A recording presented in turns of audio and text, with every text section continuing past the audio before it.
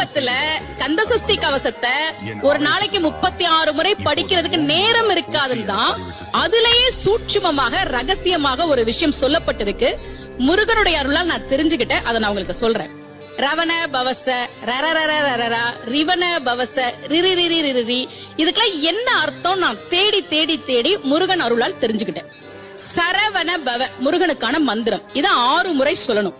இப்ப சாவ தூக்கி பின்னாடி போட்டீங்கன்னா ரவண பவச, அத 6 முறை சொல்லணும். இப்ப ராவ தூக்கி பின்னாடி போட்டா வனப வசர, வாவ தூக்கி பின்னாடி போட்டா நபவ சரவ, இப்ப நாவ தூக்கி பின்னாடி போட்டா பவ சரவண, பாவ தூக்கி பின்னாடி போட்டா வசர வனப.